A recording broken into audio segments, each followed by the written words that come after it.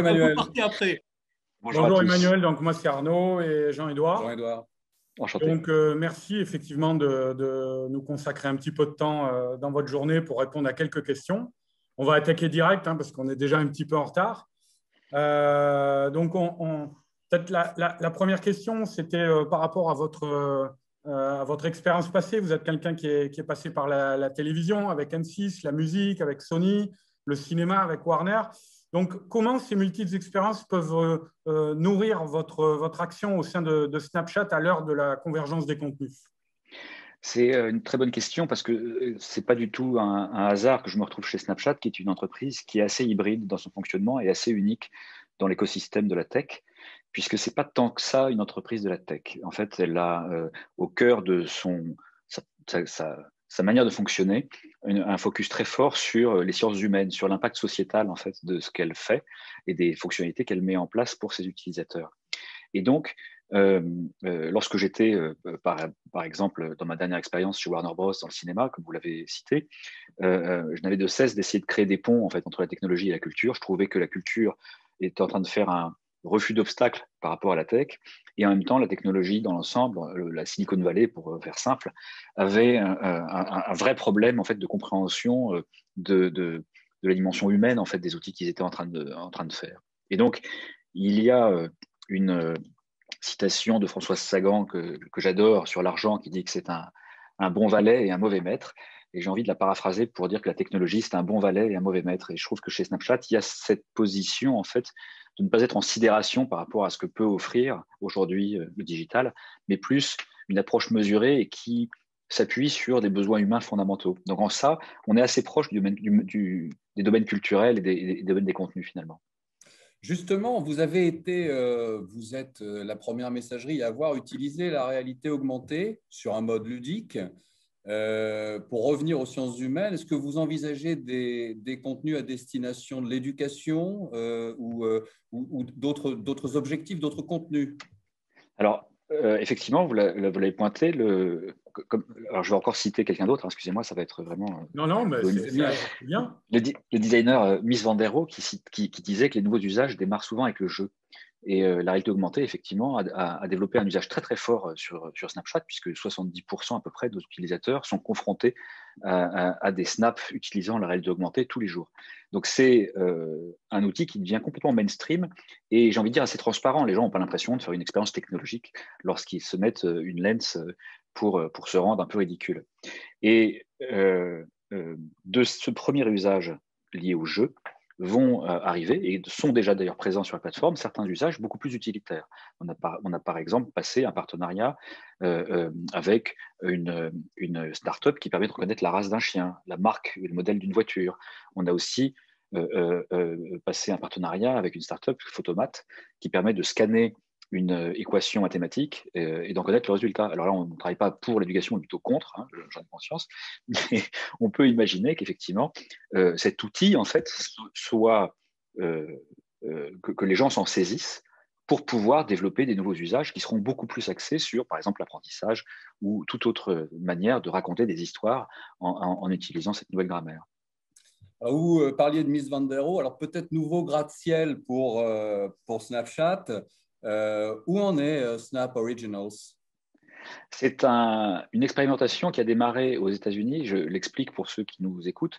Snap Originals, ce sont donc des contenus originaux commandités par Snap à la manière d'une plateforme de VOD. Et d'ailleurs, on est bord cadre, on va dire, avec la nouvelle loi SMAD en France, puisqu'on a été pendant un moment considéré par les instances comme potentiellement une plateforme de VOD financée par la publicité, d'AVOD. Et en tant que tel, donc, on distribue sur Snapchat des contenus vidéo verticaux plutôt courts destinés à une consommation sur mobile. Et ce modèle d'affaires financé par la pub donc, semble trouver son équilibre financier, même s'il est fragile. Les originals, évidemment, coûtent cher à produire, puisque ce sont des contenus exclusifs développés uniquement pour Snapchat. Et jusqu'alors, ils n'ont été développés qu'aux États-Unis, compte tenu de l'importance du marché intérieur qui pouvait donc couvrir les frais en fait, de production. Il n'est pas interdit qu'en France, on ne développe pas ce genre d'expérimentation, mais ça reste pour l'instant un modèle qui est très, très difficile à équilibrer économiquement. il y a un caractère de rupture aussi un petit peu visuel dans ces formats, parce que c'est quand même pour la première fois depuis longtemps, hein, on peut même remonter à la peinture, mais ça vient de l'usage des smartphones, vous privilégiez le vertical à l'horizontale, quoi. Absolument. C'est pas mon choix de photographe, hein. Moi, je préfère les formats horizontaux. Le cinémascope. Ouais. Mais c'est le lecteur qui, finalement, contraint la forme. Ça s'est passé avec le vinyle, hein. Vous savez que la taille du vinyle était liée au plus grand morceau d'une symphonie de Beethoven, je crois, qui faisait 20 minutes, et qui donc tenait sur une face de vinyle. Donc, on n'avait pas à le retourner pour écouter le mouvement en entier. De la même manière, quand le CD est arrivé, en fait, les disques des artistes ont augmenté. Là, avec le développement de la consommation en fait, de contenu vidéo sur smartphone, et bien naturellement, on ne peut plus demander aux gens de tourner la main pour le voir de manière horizontale. Et la vidéo verticale est en train de s'imposer comme un standard total. Et pour ce qui est des jeux vidéo, Emmanuel, on a vu que Snapchat s'est ouvert de plus en plus à ce secteur-là, notamment au niveau des multijoueurs. Quels sont les plus que peut apporter la messagerie sur un tel secteur? Bon, évidemment, la dimension sociale. Enfin, on le voit, certains jeunes utilisent aujourd'hui Fortnite comme un réseau social. Ils s'y baladent, pas pour gagner des points, mais juste pour rencontrer des amis ou des connaissances. Même sur un mode plus primaire, Roblox, hein, qui vient de rentrer en bourse, je crois. Oui, absolument. Et Snapchat a développé cette fonctionnalité de jeu en mettant en avant toujours la dimension sociale en fait, d'un jeu. Nous, on veut connecter des amis proches. C'est ça notre mission. Et le jeu est une activité qu'on peut aimer partager avec des amis. Et donc, notre métier, en fait, c'est de permettre ce partage à distance. Vous avez compris, en fait, on fonctionne comme une plateforme. Ouais. Le cœur du réacteur de Snapchat, c'est la caméra. C'est un outil qui est extrêmement puissant en termes d'audience, hein, puisque en France, par exemple, Snapchat, c'est 16 millions de personnes chaque jour. Et tous les gens qui rentrent sur Snapchat passent par la caméra. Et ça en fait un outil extrêmement puissant. Et donc, cette plateformisation, c'est accueillir des partenaires qui vont développer des expériences, des fonctionnalités, des activités autour de ça. Proposer des contenus premium, ça suppose de se faire un problème des savoir-faire et de leur préservation. Est-ce que là-dessus, globalement, vous parliez effectivement du marché américain tout à l'heure en matière de fiction. Est-ce que vous travaillez sur des partenariats technologiques, des partenariats de production, etc., qui permettent de maintenir des hauts niveaux, j'allais dire, de contenu? C'est un problème, ça, parce qu'il y a une forme de... ça va un peu dans tous les sens, quoi. On a une couverture quasi universelle sur l'ensemble des industries culturelles et créatives, là. Oui, et on a de la data. C'est-à-dire qu'on est informé en fait de la manière dont les gens vont consommer ces contenus, et ça développe une nouvelle expérience et une nouvelle manière de faire pour notre partenaire. Donc, sur la droite de l'application, il y a un onglet qui s'appelle Discover, et sur cet onglet, on accueille quelques dizaines de partenaires médias français sur le marché français. Et c'est valable également dans chacun des grands marchés dans lesquels on opère. Et la relation que nous avons avec ces éditeurs de médias, on se veut en fait que ce soit une relation vraiment partenariale, où on va faire grandir ensemble en fait la consommation de contenu venant de sources vérifiées, sans fake news, sans bulle de filtre, sans viralisation des contenus, sans désintermédiation des marques médias. Quand vous rentrez sur Discover, vous voyez d'abord la une du Monde avant de savoir de quoi il va s'agir. Donc en fait, ça rassure sur l'émetteur en fait du message. Il n'y a pas de fake news sur Snapchat grâce à ça. Et on travaille avec des chargés éditoriaux à faire grandir les compétences au sein de chacun de ces partenaires de manière à ce qu'ils trouvent le succès sur notre plateforme. Leur succès, c'est notre succès. Hein, puisque, évidemment, plus les gens vont passer de temps sur la plateforme à consommer ces contenus, plus nous pourrons les monétiser grâce à la publicité. Peut-être une dernière question, Emmanuel. C'est, à votre avis, c'est une question plus spécifiquement portée sur le secteur français, là, vraiment. Est-ce que la révolution numérique, vue d'où vous êtes, n'est pas un petit peu trop centralisée, trop parisienne? Ah, Étant moi-même parisien, j'ai ce biais cognitif qui fait croire que Paris, c'est la France. Aujourd'hui, on parle de confinement de l'Île-de-France et on a l'impression que c'est le monde entier qui va se N'oublions pas fermer. la francophonie, mes amis. N'oublions pas la francophonie. Bientôt 500 millions de locuteurs. Hein.